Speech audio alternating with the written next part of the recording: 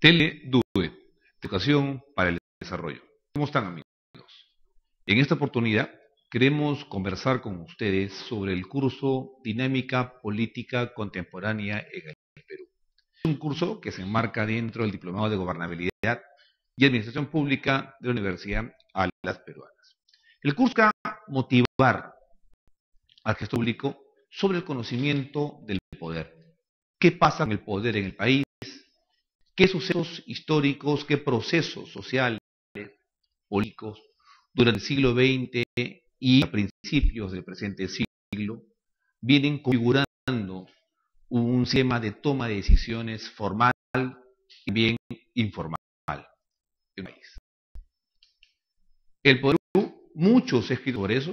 Hay un excelente libro de François Bourricot, justamente con ese título, un sociólogo francés, que en los 60 estableció toda una mirada general sobre los cambios que vivía el país de entonces, la mutación que se vivía en los 60, la migración y cómo ello iba configurando la derrota o la superación de un poder y el surgimiento de nuevos actores, el surgimiento de nuevos poderes.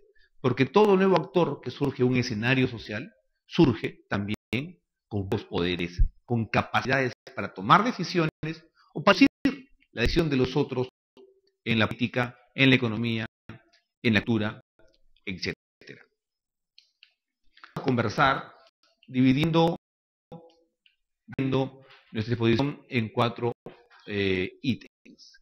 El contemporáneo, de 1930 al año 2000. El Perú actual, ¿qué está pasando con el Perú de hoy? Una para discutir y conversar sobre los viejos y nuevos poderes. Y último, gobernabilidad democrática y gestión pública. El Perú contemporáneo. El siglo XX es el siglo de los grandes cambios políticos, sociales en el país, pero con una gran característica: la inclusión, la irrupción de las masas, de la sociedad civil, como se le llama ahora, clases sociales, en lo que es la política. De una sociedad olímpica, de una república aristocrática, pasamos a la irrupción de partidos de masas, la construcción de proyectos nacionales interesantes, polémicos, que movilizaron a miles de ciudadanos y ciudadanas, a miles de trabajadores, a las medias emergentes, como el proyecto en 1930 del Partido Aprista Peruano, también el movimiento socialista y comunista, que tuvo una gran importancia, sobre todo en el movimiento obrero, y por último el surgimiento de movimientos que bien eran de tinte conservador o de posturas conservadoras, podían converger a masas de liderazgos. Fue el caso, por ejemplo, de Sánchez Cerro, que fue muy estudiado en la historiografía nacional, pero que tuvo el papel, el rol crítico de tumbar al presidente o hacer un golpe contra el presidente Leguía, que ya cumplía 11 años, desde 1919 a 1930, gobernándonos. Todo en este siglo XX. Inmensa, caso disputa entre el poder civil y el poder militar. No huyó un gran sistema de partidos políticos. Teníamos actores no necesariamente convertidos en partidos que definían el poder. El masas más importante, el APRA, era un movimiento que marcaba la pauta de la reivindicación social y popular. Teníamos fuerzas armadas con un protagonismo importantísimo, las oligarquías, las grandes familias, la Iglesia Católica, que confiaban efectivamente una forma de decisión, de toma de decisiones, pero también confiaban toda una propuesta de país. Las tensiones entre estos actores no conllevó a la conformación de un sistema de partidos políticos.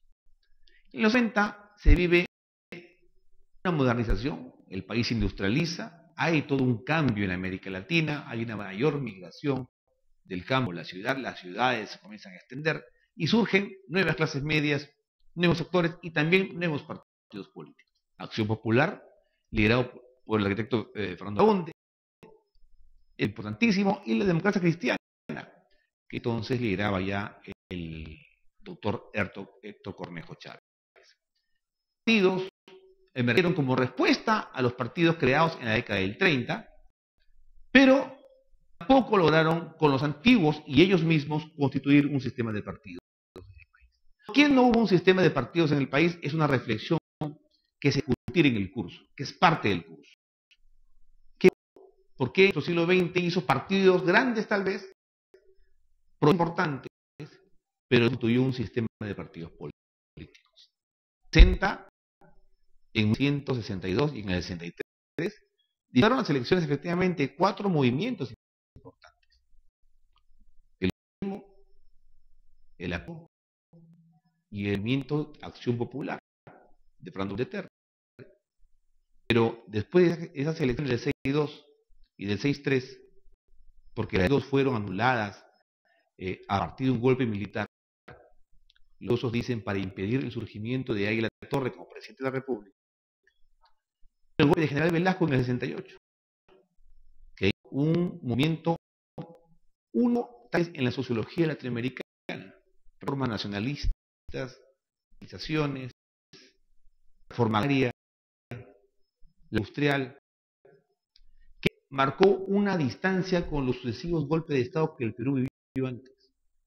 Pero como consecuencia, por lo menos hasta el gobierno militar, no conformaba partidos políticos. Después de la dictadura militar, en los 80, surge la Alianza Democrática, 1980, Alianza Democrática. El arquitecto Bundes gana la presidencia en 1980 y un gobierno en alianza con otro gran partido importante y también poco estudiado, que es el Partido Popular Cristiano, que lideraba Luis Bedoya Reyes, en oposición a dos movimientos importantes. El APRA, ya liderado por Alan García, y a la Izquierda Unida, liderada por el alcalde de Lima después, en 1983, Alfonso Barrantes Lica. ¿Qué en los 80? ¿Había posibilidad de partidos? Sí. Una sociedad civil organizada, partidos que emergían con nuevos liderazgos. Hubo dos problemas críticos. Luminoso, el MRTA y toda la secuela de violencia que él vivió, y también la crisis económica de América Latina, que impactó muy fuerte en el Perú, que tuvo su momento más crítico en los últimos años del primer gobierno de Alan García. Son años críticos, años de deslegitimación de la democracia, de pérdida de legitimidad de la democracia, y que llevó posteriormente a la emergencia de un liderazgo sui generis como la del ingeniero Fujimori. Conclusión: no hubo políticos, la tensión cívico-militar fue muy fuerte y el presidente, entre otros temas, no logró consolidar lo que muchos esperaban que se consolide, un sistema de partidos políticos. Poder, viejos referentes, y también poder ya comenzaba a percibir nuevos actores, nuevos decisores. El Perú actual. ¿Qué pasó después de los 90 y después del siglo XX y a principios del siglo XXI?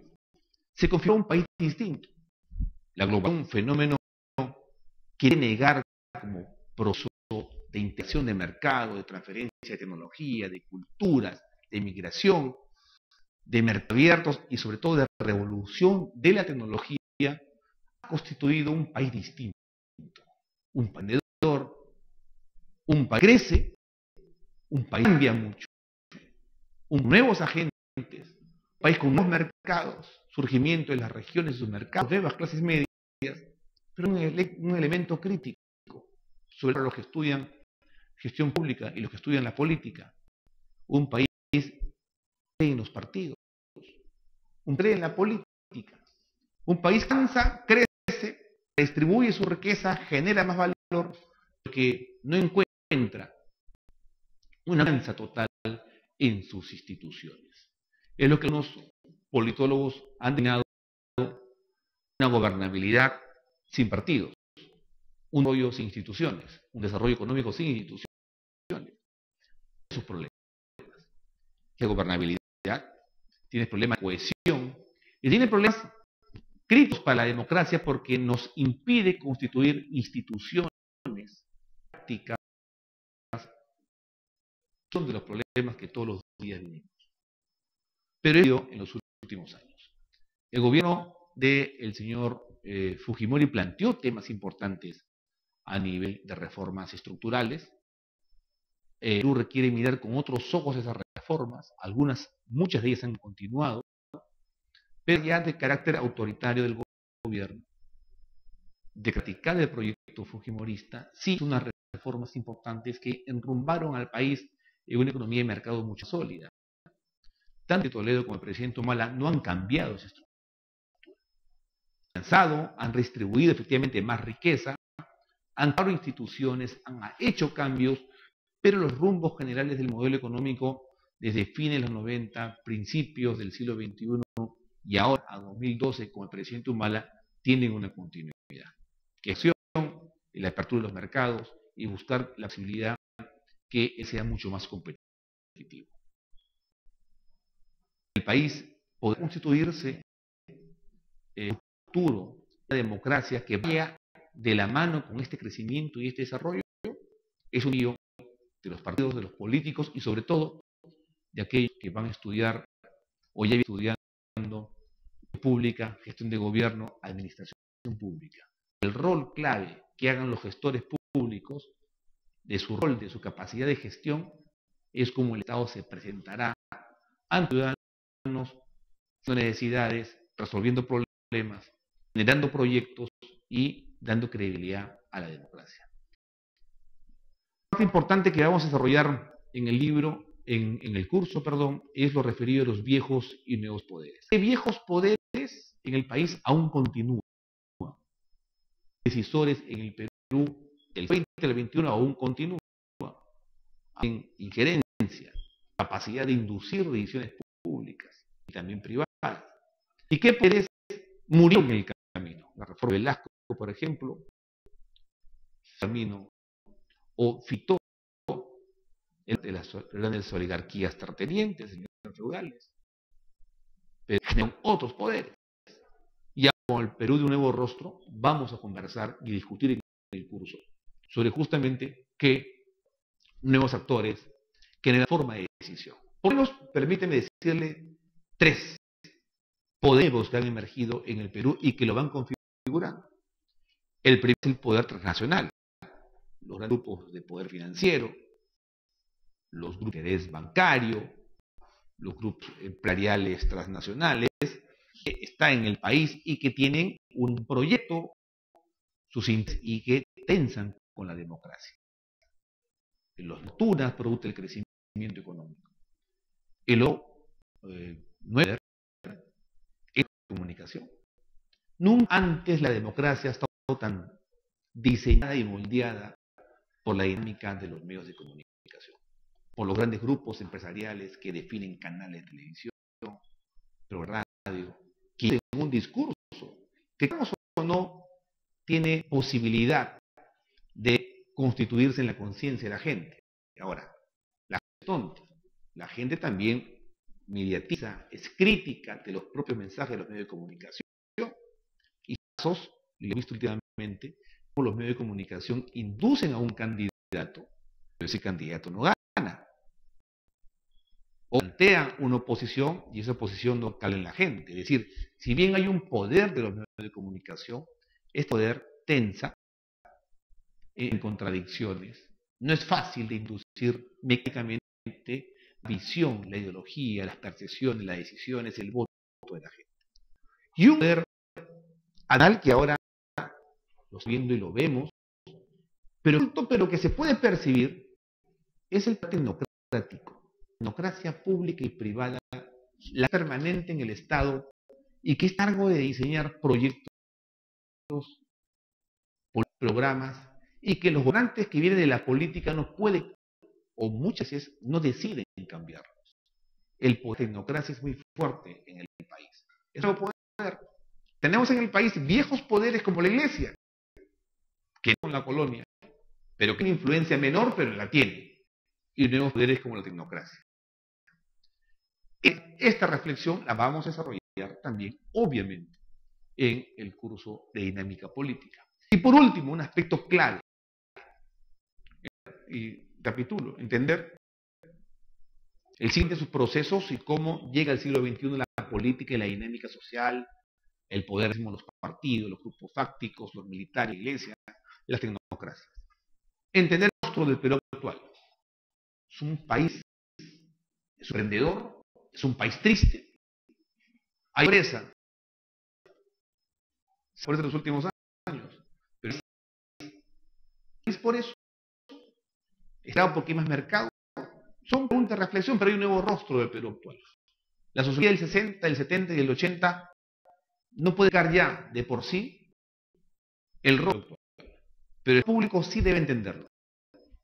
Y el público, de que el tercer aspecto, resumiendo, debe entender esta de viejos y nuevos poderes en el Perú actual. Porque el proceso, el rostro del Perú actual, los nuevos poderes, nos permite diseñar las políticas públicas ya a ustedes los responsables de la gestión pública. Porque no hay gestión pública en el aire. La gestión pública se hace en la historia, se hace poderes y ante un país socialmente definido. Si vemos estos tres procesos anteriores, no somos buenos gerentes públicos. No tenemos capacidad de gestionar bien un presupuesto regional, gestionar adecuadamente una política pública determinada en un sector, educación, salud, energía y minas. Podríamos diseñar y llevar a cabo la ejecución feliz de programas sociales. Y hacer todo esto bien es justamente construir gobernabilidad. La democrática, que es dar certidumbre a la población sobre el ordenamiento del Estado y hacer a la vez que el Estado tenga poder de decisión. No en el aire, sino un Estado bien enraizado, democráticamente elegido, pero con capacidad para inducir y bajo para la cohesión social del bienestar, los destinos del país. Es lo que discutiremos en el curso. El curso de Dinámica Política Contemporánea busca eso.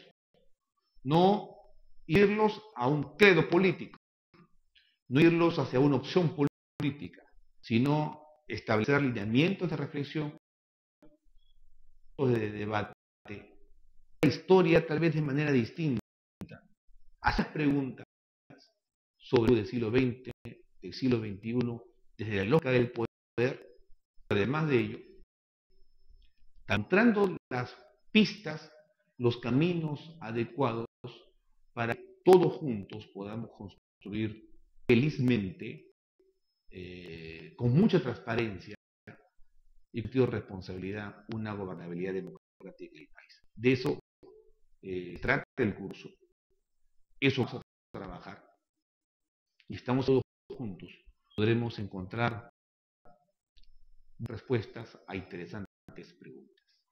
Muchas gracias.